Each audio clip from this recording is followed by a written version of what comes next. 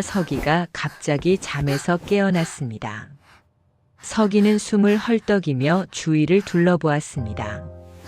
낯익은 방, 낯익은 천장, 그리고 낯익은 이불. 서기의 머릿속에는 전혀 다른 기억이 밀려들고 있었습니다. 차가운 물, 우물가의 달빛, 그리고 자신을 밀어낸 그 사람의 얼굴. 작은 손을 들어 자신의 얼굴을 만져보았습니다. 나는 옥분이었다.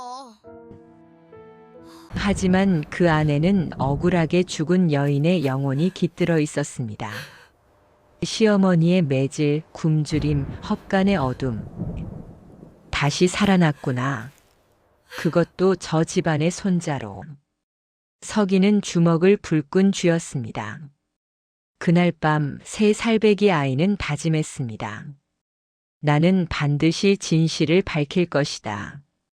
그리고 나를 죽인 자들에게 벌을 내릴 것이다. 과연 이 아이는 누구일까요? 왜 어린아이가 우물에 빠져 죽는 기억을 가지고 있을까요? 그리고 이 아이를 죽인 사람은 누구일까요?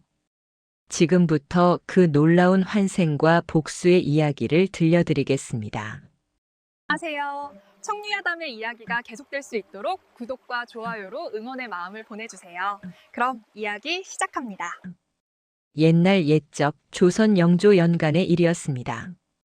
경상도 안동 땅에는 대대로 이름을 떨친 양반 가문이 하나 있었지요.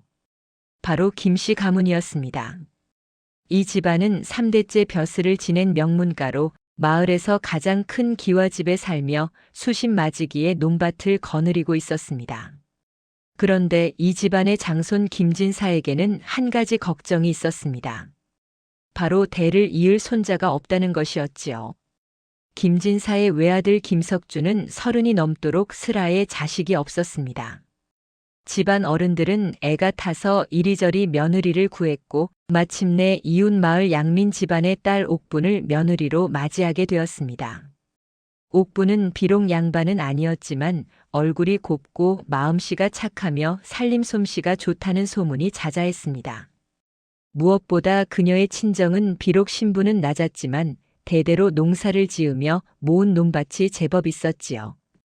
혼례를 올린 날 옥부는 붉은 연지곤지를 찍고 화려한 족두리를 쓴 채 가마를 타고 시댁으로 향했습니다. 옥분이 시댁에 도착하자 시어머니 박씨 부인이 대청마루에서 그녀를 맞이했습니다. 박씨 부인은 옥분을 위아래로 훑어보더니 차가운 목소리로 말했습니다. 신분이 낮은 집안 출신이라더니 보아하니 예의범절도 제대로 모르겠구나. 앞으로 이 집안의 법도를 똑똑히 배워야 할 게다. 옥부는 고개를 숙이며 공손히 대답했습니다. 예, 어머님. 부족한 며느리이오나 열심히 배우겠나이다. 시아버지 김진사는 옥분을 보며 만족스러운 표정을 지었습니다. 옥분이 가져온 지참금 문서를 받아들며 말했지요. 허허, 이만하면 제법 넉넉한 논밭이로구나. 우리 집안에 복이 들어왔어. 그런데 옥분이 미처 알지 못한 사실이 있었습니다. 김진사의 둘째 아들, 즉 옥분 남편의 동생인 김석필이 옥분이 가져온 지참금, 문서를 탐욕스러운 눈빛으로 바라보고 있었다는 것을 말이지요. 김석필은 형과 달리 방탕한 생활을 일삼았고 늘 돈이 궁했습니다. 옥분의 친정 논밭 문서를 본 순간 그의 눈에는 욕심이 가득 차올랐습니다. 형수님, 앞으로 잘 지내시지요. 김석필은 겉으로는 공손히 인사했지만 그 눈빛은 결코 순수하지 않았습니다. 옥부는 시집살이를 시작했습니다. 해가 뜨기 전에 일어나 부엌에 불을 지피고 온 집안의 식사를 준비했습니다. 식사 후에는 빨래를 하고 마당을 쓸고 장독대를 정리했지요. 저녁에는 시어머니의 방에 들어가 안부를 여쭙고 밤늦게까지 바느질을 했습니다. 옥부는 결코 불평하지 않았습니다. 비록 시어머니가 차갑게 대하고 시동생이 이상한 눈빛으로 쳐다보아도 묵묵히 자신의 할 일을 다했지요. 그런 옥분에게 유일하게 따뜻한 말을 건네는 이가 있었습니다. 바로 이 집안에서 30년 넘게 일해온 늙은 하인 복돌이였습니다. 복돌이는 옥분이 새벽부터 밤늦게까지 일하는 모습을 안타까워하며 몰래 주막에서 사온 떡 한 조각을 건네곤 했습니다. 마님, 이것이나마 드시고 힘을 내시지요. 옥분은 복돌이의 손을 꼭 잡으며 눈물을 글썽였습니다. 고맙습니다, 복돌이. 이 집안에서 당신만이 저를 사람처럼 대해주시는군요. 복돌이는 한숨을 쉬며 말했습니다. 마님께서는 참으로 착하신 분이십니다. 하늘이 아실 겁니다. 그러나 복돌이는 알지 못했습니다. 이 집안에 곧 큰 불행이 닥칠 것이라는 사실을 말이지요. 옥분이 시집 온 지 1년이 채 되지 않았을 때였습니다. 남편 김석주가 갑자기 병을 얻어 자리에 눕게 되었습니다. 처음에는 가벼운 감기인 줄 알았지만 날이 갈수록 병세는 깊어만 갔지요. 옥분은 밤낮으로 남편을 간호했습니다. 약을 다리고 죽을 쓰고 이불을 갈아주며 정성을 다했습니다. 그러나 김석주의 병은 차도를 보이지 않았고 결국 보름 만에 숨을 거두고 말았습니다. 옥분은 통곡하며 남편의 시신을 붙들었습니다. 그녀는 이제 23세 젊은 나이에 과부가 되고 말았지요. 장례를 치르는 날 시어머니 박씨 부인은 옥분을 차갑게 쳐다보며 말했습니다. 내가 복이 없어 우리 아들을 일찍 저승으로 보냈구나. 이제 3년상을 마치고 친정으로 돌아가거라. 옥분은 고개를 저으며 대답했습니다. 어머님, 저는 이 집안의 며느리이옵니다. 3년상을 정성껏 모시고 시댁을 섬기겠나이다. 그때 김석필이 비웃듯 말했습니다. 형수님, 이제 홀몸이 되셨으니 친정재산 문서나 내놓으시지요. 어차피 쓸 데도 없지 않소? 옥분은 놀라 뒤로 물러났습니다. 그것은 제 친정에서 물려받은 것이옵니다. 어찌 함부로 넘길 수 있겠나이까? 김석필의 눈빛이 차갑게 변했습니다. 옥분은 그 순간 등골이 오싹해지는 것을 느꼈습니다. 이것이 바로 옥분의 불행이 시작되는 순간이었습니다. 남편의 사무제가 끝나자 시댁 가족들의 태도는 더욱 노골적으로 변했습니다. 시어머니 박씨 부인은 옥분을 사랑채로 부르더니 차가운 목소리로 말했습니다. 옥분아, 이제 내 남편도 없는데 이 집에 계속 있을 셈이냐? 친정 재산 문서나 내놓고 친정으로 돌아가거라. 옥분은 고개를 숙인 채 대답했습니다. 어머님, 제가 비록 과부의 몸이 되었사오나 3년상은 마쳐야 하지 않겠나이까? 문서는 저의 친정 부모님께서 물려주신 것이오니 함부로 넘길 수 없사옵니다. 그 말에 김석필이 벌떡 일어나 소리쳤습니다.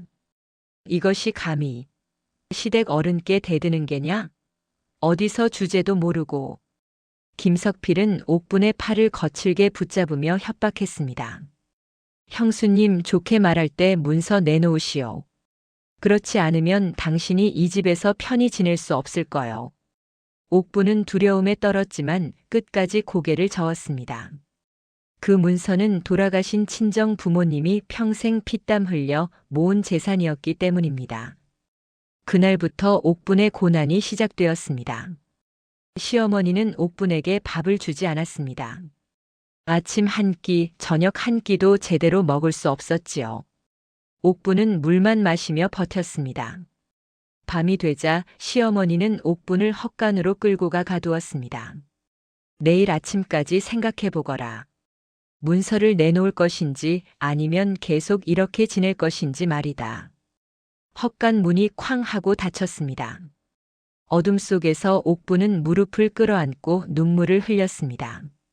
사흘째 되는 날 옥분은 굶주림에 쓰러질 지경이 되었습니다. 복돌이가 몰래 헛간으로 찾아와 물 한 사발과 식은 죽을 건넸습니다. 마님, 제발 이것이나마 드시고 힘을 내십시오. 제가 도와드리고 싶지만 제 힘으로는 어쩔 수가 없습니다. 옥분은 복돌이의 손을 꼭 잡으며 말했습니다. 고맙습니다, 복돌이. 당신의 마음만으로도 제게는 큰 위로가 됩니다. 그러나 복돌이가 다녀간 후 시어머니가 헛간 문을 열고 들어왔습니다. 그녀의 손에는 회초리가 들려 있었지요. 내가 끝까지 버티겠다는 게냐? 시어머니는 회초리로 옥분의 등을 내리쳤습니다. 한 대, 두 대, 세 대. 옥분은 비명을 삼키며 이를 악물었습니다. 어머님, 제발 용서하여 주시옵소서. 하오나 그 문서만은 드릴 수 없사옵니다. 시어머니는 분노하며 더욱 세차게 매질을 했습니다. 이 고집불통 같으니 내가 이 집안에 무슨 도움이 되었다고 감히 버티는 게냐? 옥분의 옷은 찢어졌고 등에는 붉은 상처가 생겼습니다. 그때 시아버지 김진사가 헛간으로 들어왔습니다. 옥분은 희망을 품고 그를 올려다보았지요. 아버님, 제발 저를 살려주시옵소서. 그러나 김진사는 고개를 돌린 채 말했습니다. 내가 순순히 문서를 내놓았으면 이런 일도 없었을 게다. 모두 내 고집 때문이니라. 김진사는 그대로 헛간을 나가버렸습니다. 옥분은 절망에 빠졌습니다. 이 집안에서 아무도 그녀를 지켜주지 않는다는 것을 깨달았지요. 닷새째 되는 밤 옥분은 헛간에서 풀려났습니다. 시어머니는 더 이상 매질해봤자 소용없다고 판단했는지 옥분을 원래 방으로 돌려보냈습니다. 하지만 여전히 밥은 주지 않았지요. 옥분은 비틀거리며 자신의 방으로 들어갔습니다. 온몸이 쑤시고 아팠습니다. 그녀는 이불 속에 숨겨두었던 친정 문서를 꺼내보았습니다. 아버님, 어머님, 이것만은 지켜야 하옵니다. 이것은 부모님께서 평생 일구신 땅이옵니다. 옥분은 문서를 품에 꼭 안고 눈물을 흘렸습니다. 그날 밤 옥분은 김석필이 자신의 방 밖을 서성이는 소리를 들었습니다. 그녀는 숨을 죽이고 귀를 기울였지요. 김석필이 몰래 방문을 열고 들어왔습니다. 달빛에 비친 그의 얼굴은 탐욕으로 일그러져 있었습니다. 형수님 주무시오? 옥분은 놀라 몸을 일으켰습니다. 도련님, 이 밤중에 어인일이시옵니까? 김석필은 방 안을 이리저리 뒤지기 시작했습니다. 장롱을 열고 이불을 걷어내고 베개를 들추었지요. 문서가 어디 있소? 어서 내놓으시오. 옥분은 문서를 품속 깊이 숨기며 소리쳤습니다. 도련님, 제발 그만두시옵소서. 이것은 제 것이옵니다. 김석필은 옥분의 옷깃을 움켜쥐며 협박했습니다. 내일까지 문서를 내놓지 않으면 형수님도 무사하지 못할게요. 그는 방을 나가며 문을 쾅 닫았습니다. 옥분은 두려움에 떨며 결심했습니다. 문서를 다른 곳에 숨겨야겠다고 말이지요. 한밤중 옥분은 몰래 방을 빠져나와 뒷마당 우물가로 향했습니다. 우물 옆에는 큰 돌이 하나 놓여 있었는데 옥분은 힘을 다해 그 돌을 옮기고 땅을 파서 문서를 묻었습니다. 여기라면 아무도 찾지 못할 것입니다. 옥분은 다시 돌을 제자리에 놓고 방으로 돌아왔습니다. 이튿날 아침 시댁 가족들이 사랑채에 모였습니다. 김진사가 옥분을 불러 말했습니다. 옥분아, 우리도 더 이상 참을 수가 없구나. 오늘 당장 친정으로 돌아가거라. 이 집안과는 인연을 끊는 게 좋겠다. 옥분은 무릎을 꿇으며 애원했습니다. 아버님, 제발 3년 상만은 치르게 해주시옵소서. 남편의 영혼이라도 위로하고 싶사옵니다. 시어머니가 비웃으며 말했습니다. 3년상? 내가 무슨 자격으로 3년상을 치르겠다는 게냐? 자식도 없는 주제에. 김석필도 거들었습니다. 형수님, 이제 그만 포기하시오. 어차피 이 집안에 남아봤자 좋을 것 없소. 옥분은 고개를 들어 그들을 똑바로 쳐다보았습니다. 저는 이 집안의 며느리이옵니다. 남편이 돌아가셨다 하여 함부로 쫓아낼 수는 없는 일이옵니다. 3년상을 마치기 전까지는 절대 이 집을 떠나지 않겠나이다. 그 말에 시어머니가 발끈했습니다. 이것이 정령 끝까지 버티겠다는 게냐? 좋다. 그럼 너는 이 집에서 단 한 톨의 밥도 얻어먹지 못할 것이다. 김진사도 냉정하게 말했습니다. 내가 원한다면 3년상을 치르거라. 하지만 우리는 너에게 단 하나도 베풀지 않을 것이다. 옥부는 절망스러웠지만 끝까지 버티기로 다짐했습니다. 그녀는 복돌이가 몰래 주는 물과 남은 음식으로 근근히 버텼지요. 보름달이 뜬 어느 밤이었습니다. 옥부는 자신의 방에서 바느질을 하고 있었습니다. 그녀는 남편의 옷을 기부며 눈물을 흘리고 있었지요. 그때 방문이 거칠게 열리며 김석필이 들어왔습니다. 그는 술에 취해 비틀거리고 있었습니다. 형수님, 이 밤중에 무엇을 하시오? 옥부는 놀라 뒤로 물러났습니다. 김석필의 눈빛이 예사롭지 않았기 때문입니다. 도련님, 술에 취하신 듯하니 어서 물러가시옵소서. 김석필은 옥분에게 다가오며 말했습니다. 형수님, 어차피 홀로 사실 거면 나와 함께 사는 게 어떻죠? 내가 잘 대해드리겠소. 옥부는 경악하며 소리쳤습니다. 도련님, 정신 차리시옵소서. 저는 도련님의 형수이옵니다.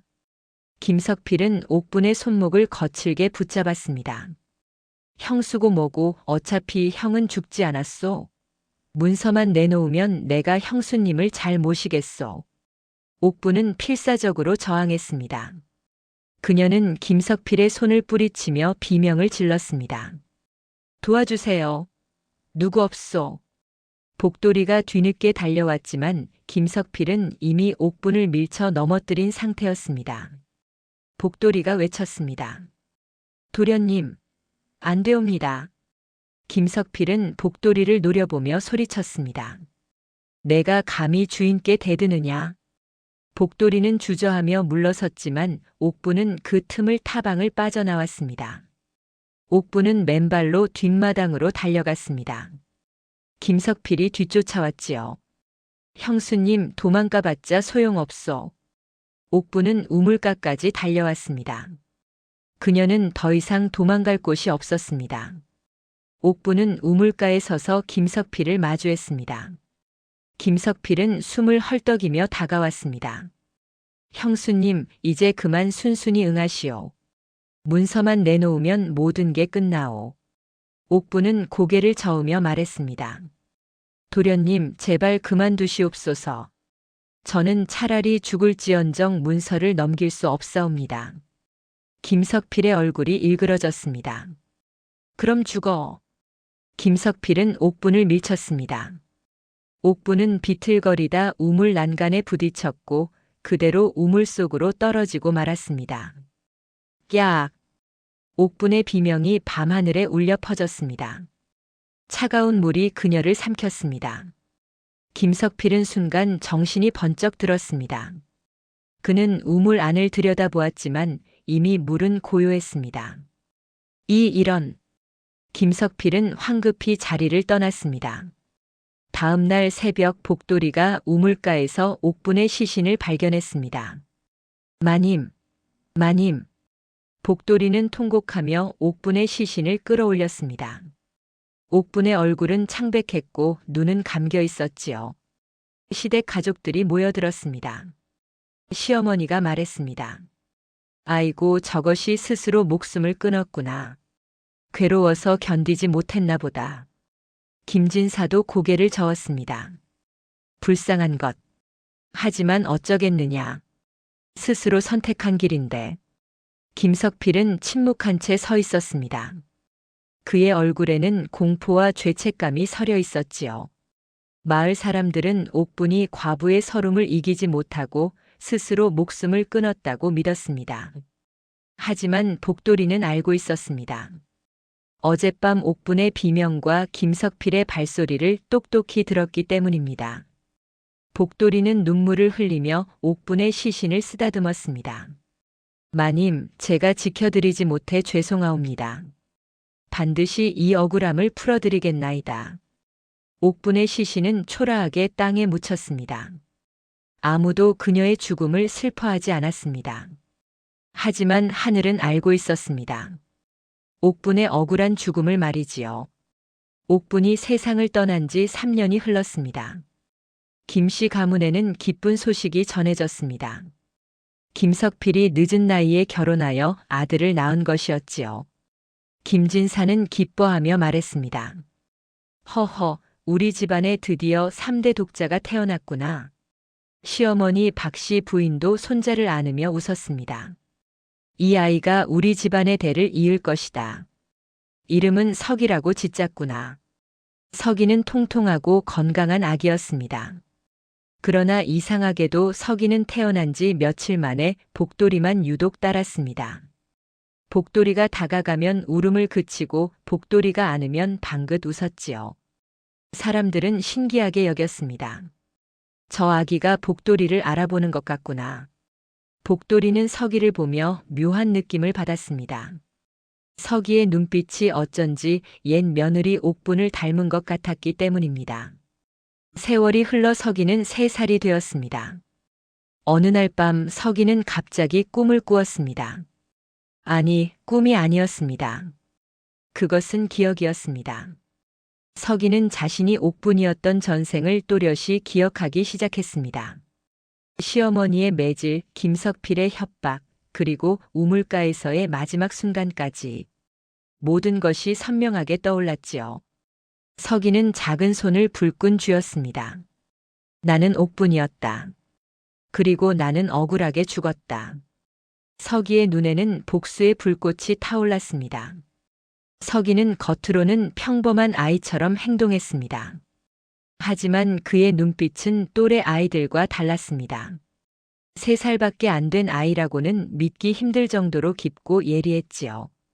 석이는 시댁 가족들을 관찰하기 시작했습니다. 할머니인 박씨 부인은 여전히 냉정하고 차가웠습니다. 할아버지 김진사는 손자를 귀여워했지만 여전히 세상 물정에 무관심했지요. 그리고 아버지 김석필. 석이는 그를 볼 때마다 분노가 치밀었습니다. 저 사람이 나를 우물에 밀어 넣었다. 석이는 이를 악물었습니다. 하지만 아직은 때가 아니었습니다. 석이는 참고 기다려야 했습니다. 석이는 유독 복돌이만 따랐습니다. 어느 날 석이는 복돌이를 찾아가 작은 손으로 그의 옷깃을 잡았습니다. 복돌이가 웃으며 말했습니다. 도련님, 무슨 일이시옵니까? 석이는 복돌이를 빤히 쳐다보며 말했습니다. 복돌이, 당신은 좋은 사람입니다. 복돌이는 놀랐습니다. 3살짜리 아이의 말이라고는 믿기 힘들었기 때문입니다. 도련님, 어찌 그런 말씀을 하시나이까? 석이는 고개를 저으며 말했습니다. 아직은 말할 수 없습니다. 하지만 언젠가 알게 될 것입니다. 복돌이는 석이의 눈을 보는 순간 소름이 돋았습니다. 그 눈빛은 분명 옥분 마님의 눈빛이었습니다. 석이는 5살이 되었습니다. 다른 아이들과 달리 석이는 말수가 적었고 늘 무언가를 생각하는 듯 했습니다. 김진사는 석이를 서당에 보내기로 했습니다. 석이는 영특한 아이다. 일찍 글을 가르쳐야겠구나.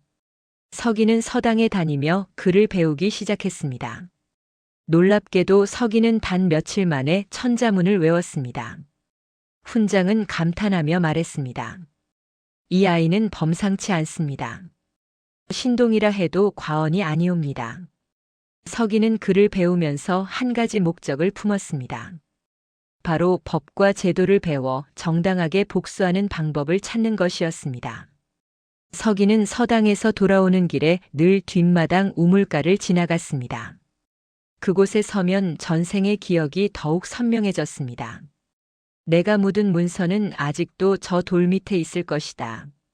석이는 밤마다 우물가를 지켰습니다. 아무도 모르게 말이지요. 어느 날 밤 석이는 복돌이를 불렀습니다. 복돌이, 나와 함께 우물가로 가주십시오. 복돌이는 의아해하며 석이를 따라갔습니다. 우물가에 도착하자 석이는 큰 돌을 가리키며 말했습니다. 저 돌을 옮겨주십시오. 복돌이는 의아해하며 돌을 옮겼습니다. 그리고 땅을 파자 기름종이에 쌓인 문서가 나왔습니다. 복돌이는 깜짝 놀라 소리쳤습니다. 이것은 옥분 마님의 친정 문서가 아니옵니까? 석이는 조용히 고개를 끄덕였습니다. 맞습니다. 내가 숨긴 것입니다. 복돌이는 석이를 빤히 쳐다보았습니다. 도련님, 혹시 도련님께서는?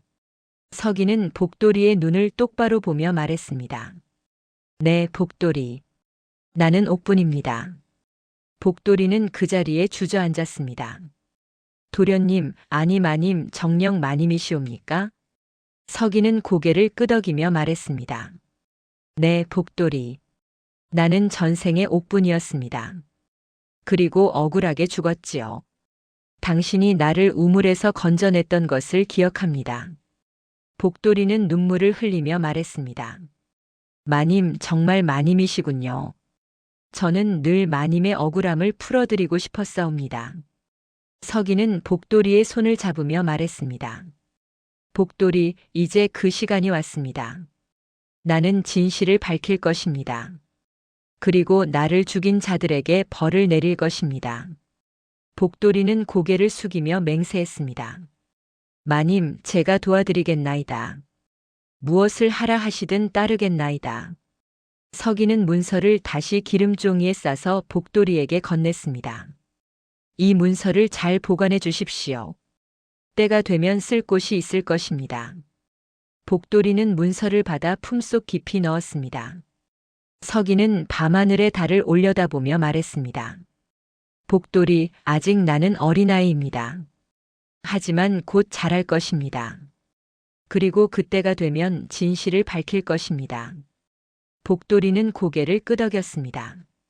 마님, 제가 그날까지 도련님을 지키겠나이다. 서기는 복돌이와 함께 다시 집으로 돌아왔습니다. 그날 밤부터 서기와 복돌이는 비밀스러운 동맹을 맺었습니다. 서기는 낮에는 평범한 아이처럼 행동했고 밤에는 복돌이와 함께 계획을 세웠습니다. 복돌이, 김석필이 나를 죽인 그날 밤 당신은 무엇을 보았습니까? 복돌이는 기억을 더듬으며 말했습니다. 저는 마님의 비명 소리를 들었습니다. 그리고 도련님께서 황급히 사랑채로 돌아가시는 모습을 보았지요. 서기는 고개를 끄덕이며 말했습니다. 좋습니다. 그것이 증거가 될 것입니다. 서기는 차근차근 복수를 준비하기 시작했습니다. 서기는 7살이 되었습니다. 서당에서 사서삼경을 배우며 조선의 법률과 제도에 대해 깊이 공부했습니다. 훈장은 서기의 총명함에 감탄했지요. 서기는 장차 큰 인물이 될 것이요. 서기는 집으로 돌아와 시댁 가족들의 일거수일투족을 관찰했습니다. 특히 아버지 김석필의 행동을 주의 깊게 지켜보았습니다. 서기는 김석필이 밤마다 서재에서 무언가를 태우는 것을 발견했습니다. 저것은 무엇일까? 서기는 김석필이 잠든 후 몰래 서재로 들어갔습니다. 화롯불에 타다 남은 종이 조각을 주워 보았지요. 종이에는 토지 매매 차용증 같은 글자가 희미하게 남아 있었습니다. 서기는 깨달았습니다. 아버지가 옥분의 친정 땅을 팔았구나. 그것도 위조 문서로 말이지. 서기는 복돌이를 불러 말했습니다. 복돌이, 김석필이 옥분의 친정 땅을 어떻게 했는지 아십니까? 복돌이는 한숨을 쉬며 말했습니다. 도련님, 아니 마님. 김석필 도련님께서는 마님께서 돌아가신 지 한 달 만에 친정 땅을 모두 팔아치웠습니다. 그것도 거짓 문서를 만들어서 말이지요. 서기는 주먹을 불끈 쥐었습니다. 그렇다면 진짜 문서를 찾아야 합니다. 그리고 땅을 산 사람이 누구인지 알아내야 합니다. 서기는 복돌이와 함께 비밀리에 조사를 시작했습니다. 먼저 옥분의 친정 마을로 향했습니다. 마을 사람들은 서기를 보며 고개를 갸우뚱했습니다. 이 아이가 누구냐? 복돌이가 대신 말했습니다. 이 아이는 김씨 가문의 손자이옵니다. 옥분이라는 며느리에 대해 여쭙고자 왔습니다. 마을 이장이 한숨을 쉬며 말했습니다. 아, 옥분이. 참으로 불쌍한 아이였지. 시집가서 1년도 안 되어 과부가 되고 결국 목숨까지 잃었으니. 서기는 조용히 물었습니다. 이장님, 옥분의 친정 땅은 어떻게 되었습니까? 이장은 분노하며 말했습니다. 그 땅 말이냐? 김석필이라는 자가 와서 옥분이가 죽기 전에 자기에게 땅을 팔겠다는 문서를 남겼다며 모두 가져갔지. 우리가 아무리 이상하다 해도 문서가 있으니 어쩔 수 없었다네. 서기는 조용히 물었습니다. 그 땅을 산 사람은 누구입니까? 이장은 대답했습니다. 장터의 곡물 상인 박서방이라는 자일세. 그 자도 김석필과 한패인 것 같더군. 서기는 고개를 끄덕였습니다. 고맙습니다, 이장님. 제가 반드시 진실을 밝히겠습니다. 이장은 서기의 눈을 보고 놀랐습니다. 7살짜리 아이의 눈빛이라고는 믿기 힘들 정도로 단호했기 때문입니다.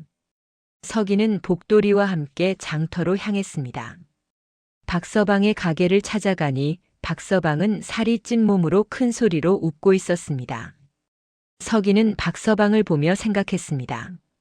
저 사람이 옥분의 땅을 헐값에 산 자로구나. 서기는 박서방에게 다가가 물었습니다. 어르신, 몇 해 전에 김석필 도련님께서 판 땅을 사셨다지요? 박서방은 서기를 보며 웃었습니다. 호호, 그래. 좋은 땅을 헐값에 샀지. 그게 왜? 서기는 조용히 말했습니다. 그 땅은 원래 옥분이라는 며느리의 것이었습니다. 김석필이 거짓 문서로 판 것입니다. 박서방의 얼굴이 굳어졌습니다. 뭐라고?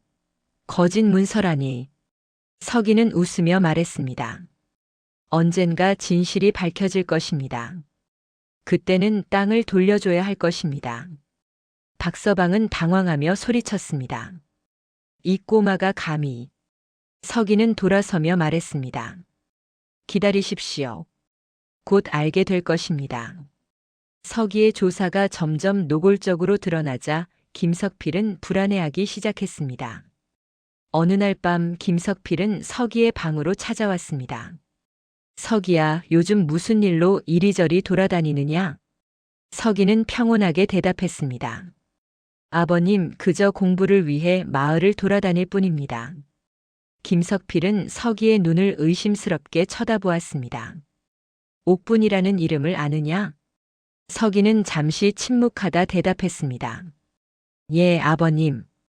옛날 이 집안의 며느리였다고 들었습니다. 김석필의 얼굴이 창백해졌습니다. 그 일은 이미 지난 일이다. 다시는 그 이름을 입에 담지 마라. 서기는 고개를 끄덕였지만 마음속으로는 다짐했습니다. 곧 모든 것을 밝힐 것입니다. 그날 밤 서기는 복돌이를 만나 말했습니다. 복돌이, 김석필이 눈치를 챈 것 같습니다. 조심해야 합니다. 복돌이는 걱정스러운 표정으로 말했습니다. 도련님, 위험하지 않겠습니까? 김석필 도련님은 이미 한 번 사람을 죽인 적이 있습니다. 서기는 웃으며 말했습니다. 걱정 마십시오. 나는 어린아이입니다. 설마 자기 아들을 해치겠습니까? 하지만 서기의 예상은 빗나갔습니다. 며칠 후 서기가 서당에서 돌아오는 길에 갑자기 괴한들이 나타났습니다. 저 아이를 잡아라. 서기는 놀라 도망쳤지만 괴한들은 빠르게 뒤쫓아왔습니다. 그때 복돌이가 나타나 서기를 감싸 안았습니다. 도련님을 해칠 수는 없다. 괴한들은 복돌이를 거칠게 밀쳐냈지만 그 순간 마을 사람들이 소리를 지르며 달려왔습니다. 괴한들은 황급히 도망쳤고 서기는 가까스로 목숨을 건졌습니다. 서기는 복돌이에게 말했습니다. 복돌이, 김석필이 나를 제거하려 한 것입니다. 이제 시간이 없습니다. 서둘러야 합니다. 서기는 복돌이와 함께 새로운 계획을 세웠습니다. 복돌이, 우리에게 필요한 것은 증거입니다. 그리고 힘 있는 사람의 도움입니다. 복돌이는 고개를 끄덕이며 말했습니다. 도련님, 현감께 고하는 것이 어떻겠습니까? 서기는 잠시 생각하다 말했습니다. 현감이라.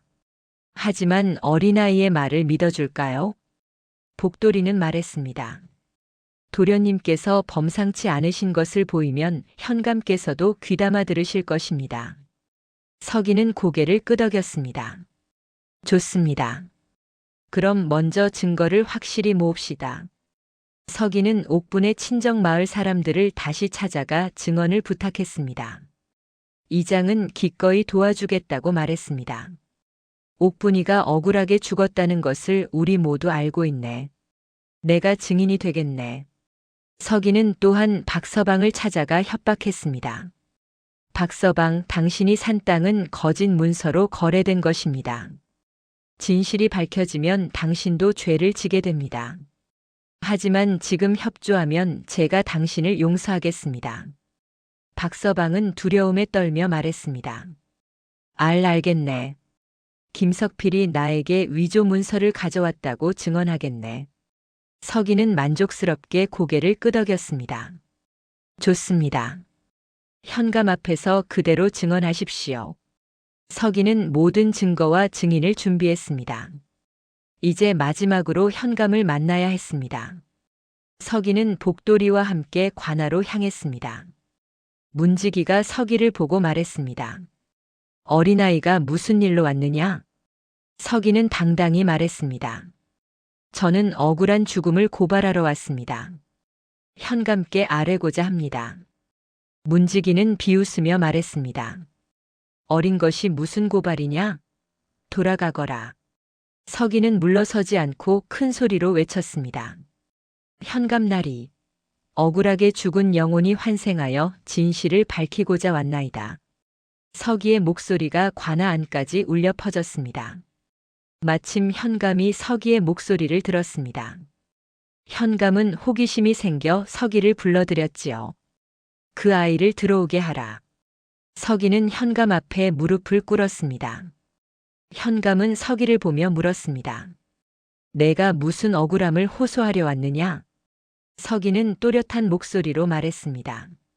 나리, 저는 비록 어린아이이오나 전생의 기억을 갖고 있사옵니다. 저는 전생의 옥분이라는 며느리였고 억울하게 죽었나이다. 현감은 놀라며 말했습니다. 뭐라고? 전생의 기억이라니? 서기는 차분히 설명했습니다.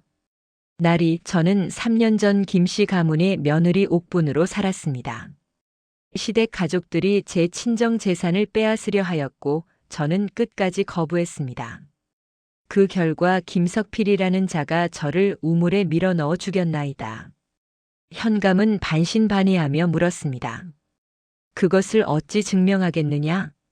서기는 웃으며 말했습니다. 나리, 제가 숨겨둔 진짜 문서가 아직 있습니다. 그리고 증인도 있습니다. 현감은 서기의 말을 듣고 조사를 시작하기로 했습니다. 내 말이 사실인지 확인해 보겠다.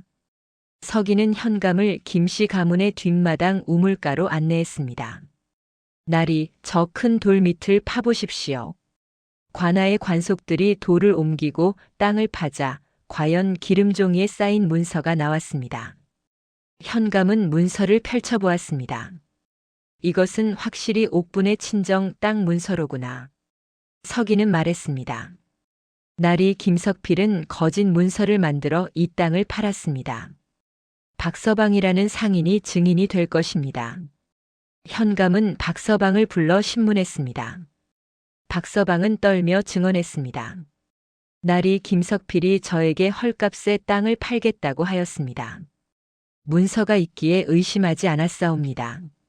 현감은 김석필을 불러들였습니다. 김석필은 당황하며 변명했습니다. 나리, 그것은 오해이옵니다. 옥분이 살아있을 때 저에게 팔겠다고 했사옵니다. 서기는 조용히 말했습니다. 아버님, 옥분이 살아있을 때 절대 그런 말을 한 적이 없습니다. 그리고 진짜 문서는 제가 숨긴 것입니다. 당신이 쓴 것은 위조 문서이지요. 김석필은 서기를 노려보았습니다. 네, 내가 어찌 그것을 아느냐? 서기는 웃으며 말했습니다. 제가 바로 옥분이기 때문입니다. 현감은 점점 서기의 말을 믿기 시작했습니다. 서기는 옥분이었을 때의 일들을 하나하나 자세히 설명했습니다. 시어머니의 매질, 헛간에 갇혔던 일, 그리고 우물가에서의 마지막 순간까지. 현감은 놀라움을 금치 못했습니다. 이것은 정녕 기이한 일이로다. 현감은 본격적으로 조사에 착수했습니다. 먼저 옥분의 친정 마을 사람들을 불러 증언을 들었습니다. 이장이 말했습니다. 나리 옥분이는 착하고 효성스러운 아이였사옵니다.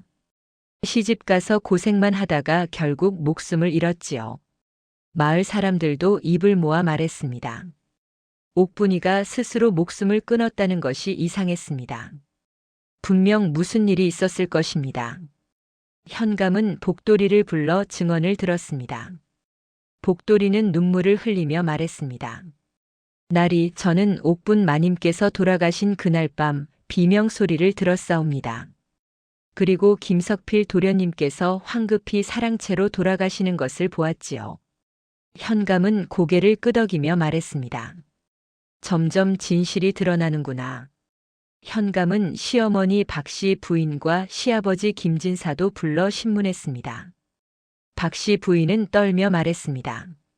나리 저는 그저 며느리가 말을 듣지 않아 꾸짖었을 뿐입니다. 현감은 냉정하게 말했습니다. 꾸짖은 정도가 아니라 매질을 하고 굶겼다고 들었소. 그것도 며느리를 학대한 것이 아니오. 박씨 부인은 고개를 숙였습니다. 김진사는 변명했습니다. 나리 저는 아무것도 모르는 일이옵니다. 서기가 말했습니다. 할아버님 당신은 옥분이 헛간에서 매를 맞는 것을 보고도 외면하셨습니다. 그것도 죄이옵니다. 현감은 모든 증거와 증언을 종합했습니다. 김석필, 너는 형수를 죽였고 그녀의 재산을 위조 문서로 빼앗았다. 박씨 부인과 김진사, 너희는 며느리를 학대하고 방관했다. 이는 모두 중대한 죄인이라. 서기는 조용히 현감 앞에 서서 마지막 진술을 했습니다.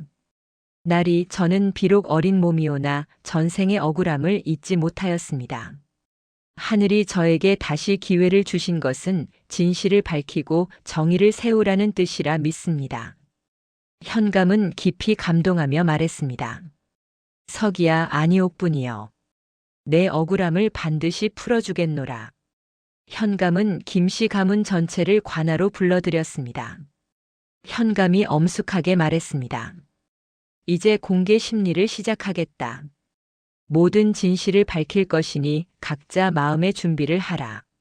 마을 사람들도 관아 앞에 모여들었습니다. 모두 이 사건에 관심을 가지고 있었지요. 현감은 먼저 진짜 문서와 위조 문서를 나란히 펼쳐놓았습니다. 보라. 이것이 진짜 문서이고 이것이 김석필이 만든 위조 문서이니라. 마을 사람들이 웅성거렸습니다. 현감은 계속 말했습니다. 김석필은 옥분을 우물에 밀어 죽이고 그녀의 재산을 위조 문서로 빼앗았다. 박씨 부인과 김진사는 며느리를 학대하고 방관했다. 김석필은 더 이상 변명할 수 없었습니다. 그는 바닥에 주저앉아 고개를 떨구었습니다. 현감은 서기를 보며 말했습니다. 서기야, 내가 원하는 것은 무엇이냐? 서기는 조용히 대답했습니다. 나리 저는 복수가 아니라 정의를 원합니다. 옥분의 억울함이 풀리고 악행이 처벌받기를 원합니다. 현감은 고개를 끄덕였습니다. 훌륭하구나. 이제 판결을 내리겠노라. 서기는 복돌이를 돌아보며 미소를 지었습니다. 드디어 모든 것이 끝나려 하고 있었습니다. 현감은 위험 있는 목소리로 판결을 선고하기 시작했습니다. 김석필 앞으로 나오너라. 김석필은 떨리는 몸으로 앞으로 나왔습니다. 현감이 말했습니다. 너는 형수 옥분을 우물에 밀어 죽였고 그녀의 재산을 위조 문서로 빼앗았다. 이는 살인과 사기죄에 해당하느니라. 김석필은 무릎을 꿇으며 애원했습니다. 나리 제발 용서하여 주시옵소서. 저는 술에 취해 실수를 했사옵니다. 현감은 냉정하게 말했습니다. 실수라고. 그 후에 위조 문서를 만들고 재산을 빼앗은 것도 실수냐? 너는 계획적으로 죄를 지었느니라. 마을 사람들이 분노하며 소리쳤습니다. 저런 악인을 용서할 수 없습니다. 옥분이의 원수를 갚아주십시오. 현감은 손을 들어 사람들을 진정시킨 후 말을 이었습니다. 김석필, 너에게는 곤장 100대와 유배형을 선고하노라. 그리고 내가 빼앗은 모든 재산은 몰수하여 옥분의 친정 마을에 돌려줄 것이니라. 김석필은 비명을 지르며 바닥에 엎드렸습니다. 아니 되옵니다. 제발. 하지만 관속들이 김석필을 끌어내어 곤장을 치기 시작했습니다. 하나, 둘, 셋. 김석필의 비명이 관아에 울려 퍼졌습니다. 서기는 그 광경을 조용히 지켜보았습니다. 곤장이 끝난 후 현감은 박씨 부인과 김진사를 불렀습니다. 박씨 부인, 김진사, 너희도 앞으로 나오너라. 두 사람은 떨며 앞으로 나왔습니다. 현감이 말했습니다. 박씨 부인, 너는 며느리를 굶기고 매질하고 헛간에 가두었다. 이는 며느리 학대죄에 해당하느니라. 박씨 부인은 울며 변명했습니다. 나리, 저는 그저 며느리가 말을 듣지 않아서. 현감은 손을 저으며 말했습니다. 변명하지 마라. 내가 자비를 베풀었더라면 옥부는 죽지 않았을 것이니라. 현감은 계속해서 김진사를 향해 말했습니다. 김진사, 너는 며느리가 고통받는 것을 보고도 외면했다. 이는 방조죄에 해당하느니라. 김진사는 고개를 숙인 채 아무 말도 하지 못했습니다. 현감이 판결을 내렸습니다. 박씨 부인에게는 곤장 50대와 재산 일부 몰수를 명하노라. 김진사에게는 관직 박탈과 재산 일부 몰수를 명하노라. 박씨 부인은 통곡하며 바닥에 주저앉았습니다. 아이고, 이를 어쩌면 좋습니까? 마을 사람들은 박수를 치며 환호했습니다. 잘하셨습니다, 나리. 정의가 바로 섰습니다. 서기는 조용히 눈물을 흘렸습니다. 전생의 억울함이 마침내 풀리는 순간이었습니다. 현감은 서기를 향해 말했습니다. 서기야, 내 용기와 지혜로 진실이 밝혀졌다. 하늘이 너를 통해 정의를 세우셨느니라. 서기는 깊이 절하며 말했습니다. 나리, 감사하옵니다. 옥분의 영혼이 이제 편히 쉴 수 있을 것입니다. 판결이 선고된 후 김석필은 마지막으로 발악했습니다. 관속들이 그를 끌고 가려 하자 김석필은 갑자기 서기에게 달려들었습니다. 내가 모든 것을 망쳤구나. 김석필은 서기의 목을 움켜쥐려 했지만 복돌이가 재빨리 나서서 막았습니다. 도련님을 해칠 수는 없다. 복돌이는 김석필을 밀쳐냈고 관속들이 김석필을 제압했습니다. 김석필은 광기 어린 눈빛으로 서기를 노려보며 소리쳤습니다. 내가 정녕 옥분이란 말이냐? 내가 죽인 그 여자가. 서기는 차분하게 대답했습니다. 그렇습니다, 아버지. 저는 옥분이었습니다. 그리고 이제 진실이 밝혀졌습니다. 김석필은 미친 듯이 웃다가 울기 시작했습니다. 하하. 아하. 내가 내 아들에게 복수를 당하다니. 이것이 하늘의 뜻이란 말이냐? 현감이 엄하게 말했습니다. 김석필, 내 죄를 인정하느냐? 김석필은 기진맥진한 표정으로 고개를 끄덕였습니다. 예, 나리. 저는 옥분을 죽였습니다. 술에 취해 그녀를 우물에 밀어 넣었고 그녀의 재산을 빼앗았습니다. 모두 제 죄입니다. 현감은 고개를 끄덕이며 말했습니다. 내가 죄를 인정하니 다행이로다. 형벌을 받고 속죄하거라. 김석필은 관속들에게 끌려가며 마지막으로 서기를 돌아보았습니다. 서기야, 아니 옥분이여. 나는 내게 용서를 구하지 않겠다. 다만 한 가지만 알아다오. 나는 매일 밤 악몽에 시달렸노라. 내 얼굴이 꿈에 나타나 나를 괴롭혔느니라. 서기는 조용히 말했습니다.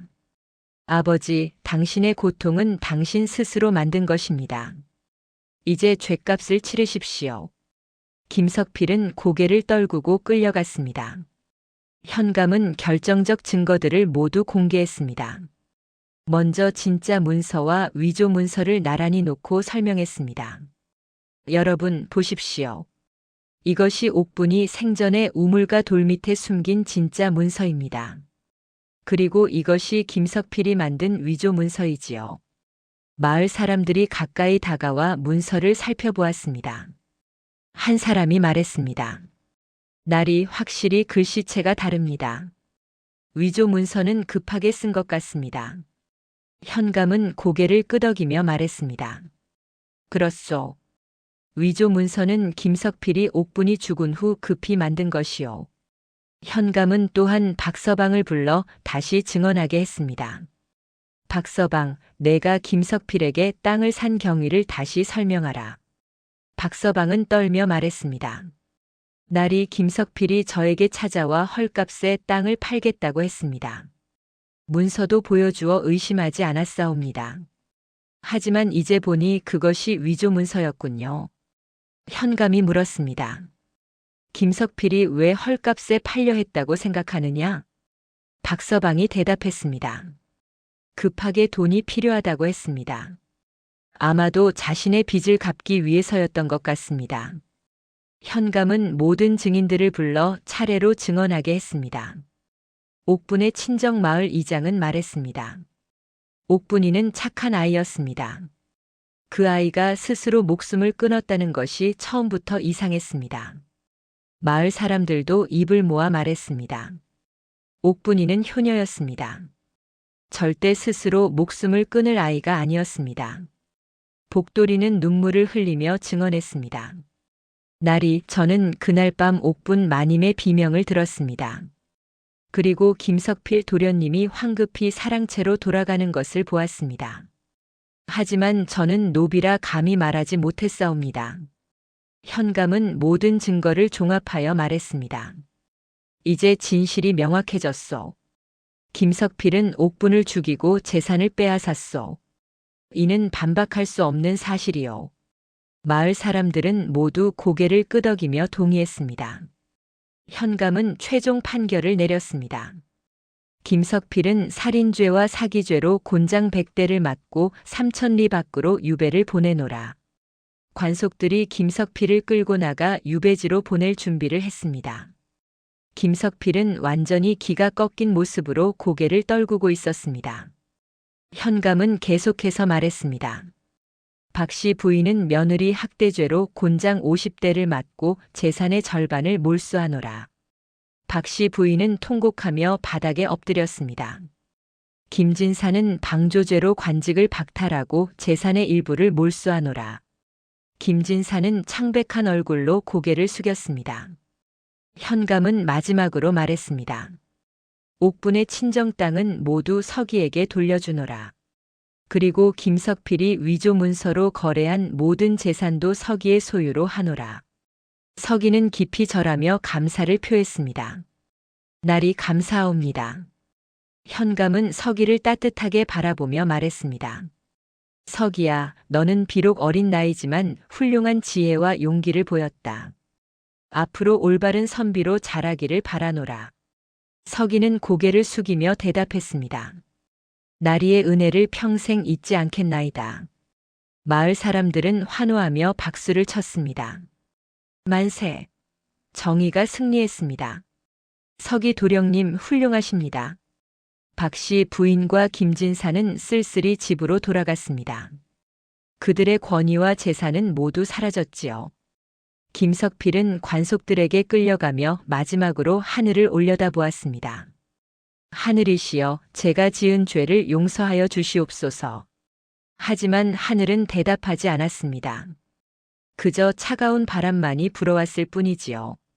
며칠 후 김석필에 대한 처벌이 집행되었습니다. 관아 마당에서 곤장 100대가 집행되었습니다. 김석필은 비명을 지르며 형벌을 받았지요. 하나, 둘, 셋. 백. 곤장이 끝난 후 김석필은 거의 기절한 상태로 실려나갔습니다. 현감은 엄숙하게 선고했습니다. 김석필, 너는 이제 3,000리박 제주도로 유배를 떠나라. 평생 그곳에서 속죄하며 살아라. 김석필은 고개를 끄덕이며 말했습니다. 예, 나리. 순순히 따르겠나이다. 김석필은 유배지로 떠나기 전 마지막으로 서기를 찾았습니다. 서기야, 아니옥분이여. 마지막으로 한마디만 하겠다. 서기는 조용히 김석필을 바라보았습니다. 김석필은 눈물을 흘리며 말했습니다. 나는 내게 용서를 구하지 않겠다. 다만 이것만은 알아다오. 내가 매일 밤 너의 얼굴을 보며 괴로워했다는 것을. 이제 나는 벌을 받으러 간다. 부디 너는 행복하게 살아다오. 서기는 잠시 침묵하다 말했습니다. 아버지, 저는 당신을 미워하지 않습니다. 다만 정의가 바로 서기를 바랐을 뿐입니다. 부디 유배지에서 참회하며 사십시오. 김석필은 고개를 끄덕이고 유배지로 떠났습니다. 박씨 부인도 곤장 50대를 맞았습니다. 그녀는 형벌을 받은 후 병상에 누웠지요. 김진사는 관직을 잃고 집에 틀어박혀 지냈습니다. 서기는 복돌이를 불러 말했습니다. 복돌이, 당신 덕분에 진실이 밝혀졌습니다. 정말 고맙습니다. 복돌이는 눈물을 흘리며 말했습니다. 도련님, 아니 마님. 제가 마님을 지켜드리지 못한 것이 평생의 한이었습니다. 이제야 그 한을 풀었습니다. 서기는 복돌이의 손을 꼭 잡으며 말했습니다. 복돌이, 이제 새로운 시작입니다. 함께 좋은 세상을 만들어 갑시다. 복돌이는 고개를 끄덕이며 미소를 지었습니다. 마을 사람들은 서기의 이야기를 듣고 모두 감탄했습니다. 저 아이는 정령 신동이로구나. 하늘이 보낸 아이가 분명하다. 서기의 명성은 점점 퍼져나갔습니다. 판결이 끝난 후 서기는 옥분의 친정 땅을 모두 되찾았습니다. 현감은 서기에게 공명첩을 하사하며 말했습니다. 서기야, 너는 어린 나이에도 불구하고 정의를 위해 싸웠다. 이 공명첩을 받아 양반의 신분을 얻으라. 서기는 깊이 절하며 감사를 표했습니다. 날이 감사하옵니다. 이 은혜를 평생 잊지 않겠나이다. 서기는 옥분의 친정 마을로 찾아가 이장과 마을 사람들에게 감사를 표했습니다. 이장님, 그리고 마을 어르신들 도와주셔서 정말 고맙습니다. 이장은 서기의 손을 잡으며 말했습니다. 서기 도령님, 아니 옥분이여. 내가 진실을 밝혀줘서 우리도 고맙다. 옥분이의 영혼이 이제 편히 쉴 것이다. 서기는 옥분의 친정 땅 일부를 마을 사람들에게 나눠주었습니다. 이 땅은 여러분께서 옥분을 기억해 주신 은혜에 대한 보답입니다. 마을 사람들은 감격하며 눈물을 흘렸습니다. 서기는 또한 복돌이를 불러 말했습니다. 복돌이, 당신은 평생 우리 집안을 섬겼고 옥분을 도와주셨습니다. 이제 당신에게 자유를 드리겠습니다. 서기는 복돌이에게 양인 신분을 주고 집과 땅도 하사했습니다. 복돌이는 감격하여 통곡했습니다. 도련님, 이 은혜를 어찌 갚아야 할지 모르겠나이다. 서기는 웃으며 말했습니다. 복돌이, 당신은 이미 충분히 갚았습니다. 이제 편히 노후를 보내십시오. 복돌이는 서기에게 깊이 절했습니다. 서기는 김씨 가문의 집안을 정리했습니다. 박씨 부인은 형벌을 받은 후 건강이 악화되어 병상에 누웠습니다. 서기는 그녀를 찾아가 말했습니다. 할머니, 저는 할머니를 미워하지 않습니다. 다만 옥분의 억울함을 풀고 싶었을 뿐입니다. 박씨 부인은 눈물을 흘리며 말했습니다. 서기야, 아니 옥분이여. 나는 내게 사죄한다. 내가 너를 학대한 것이 평생의 죄다. 서기는 박씨 부인의 손을 잡으며 말했습니다. 할머니, 이제 그만 괴로워하십시오. 용서합니다. 박씨 부인은 안도하며 눈을 감았습니다. 김진사도 서기를 찾아와 사죄했습니다. 서기야, 내가 너를 지켜주지 못한 것이 평생의 한이로구나. 서기는 고개를 끄덕이며 말했습니다. 할아버지, 이제 모든 것이 끝났습니다. 우리 다시 시작합시다. 서기는 모든 것을 정리한 후 자신의 미래를 준비하기 시작했습니다. 세월이 흘러 서기는 15살이 되었습니다. 서기는 서당에서 뛰어난 성적을 거두었고 마침내 과거 시험에 응시할 자격을 얻었습니다. 서기는 과거 시험에 나아가 훌륭한 답안을 작성했습니다. 시험관들은 서기의 글을 보고 감탄했지요. 이 아이는 정령 신동이로다. 서기는 과거에 급제하여 벼슬을 얻었습니다. 현감은 서기를 축하하며 말했습니다. 서기야, 너는 어린 나이에 정의를 세우고 이제 과거에까지 급제했구나. 참으로 훌륭하다. 서기는 깊이 절하며 말했습니다. 나리, 이 모든 것이 나리의 도움 덕분입니다. 서기는 벼슬을 얻은 후 백성들을 위해 일하기 시작했습니다. 특히 억울하게 죽은 사람들의 원한을 풀어주는 일에 힘썼지요. 어느 날 서기는 옥분의 무덤을 찾아가 절을 올렸습니다. 옥분이여, 당신의 억울함은 풀렸습니다. 이제 편히 쉬십시오. 바람이 불어와 나뭇잎을 흔들었습니다. 마치 옥분이 대답하는 것 같았지요. 서기는 복돌이를 찾아가 말했습니다. 복돌이, 당신 덕분에 저는 여기까지 올 수 있었습니다. 평생 감사하겠습니다. 복돌이는 눈물을 흘리며 말했습니다. 도령님, 저는 도령님께서 행복하신 것만으로도 충분하옵니다. 서기는 옥분의 친정 마을에 서당을 세워 가난한 아이들을 가르쳤습니다. 배움은 모든 사람의 권리입니다. 신분에 관계없이 누구나 배울 수 있어야 합니다. 마을 사람들은 서기의 덕을 칭송했습니다. 서기는 또한 억울하게 죽은 사람들을 위한 비석을 세웠습니다. 비석에는 이렇게 새겨져 있었습니다. 하늘은 보고 있다. 악은 반드시 벌을 받고 선은 반드시 보상을 받는다. 서기는 평생 백성들을 위해 일했고 정의로운 선비로 이름을 날렸습니다. 서기가 늙어 세상을 떠날 때 많은 사람들이 모여 그를 애도했습니다. 서기 어른께서는 정녕 위대한 분이셨다. 그분은 환생하여 정의를 세우신 분이시다. 서기의 이야기는 대대로 전해져 내려왔습니다. 사람들은 이렇게 말했습니다. 탐욕은 결국 화를 부르고 정의는 반드시 승리한다. 하늘은 언제나 보고 계시니 악한 일을 하지 말지어다. 그리고 이 이야기는 오늘날까지 전해져 사람들에게 교훈을 주고 있습니다. 여러분, 탐욕을 버리고 정의롭게 사십시오. 하늘은 언제나 지켜보고 계십니다. 이 이야기가 재미있으셨다면 좋아요와 구독을 눌러주세요. 다음 영상에서 더욱 흥미로운 이야기로 찾아뵙겠습니다. 감사합니다.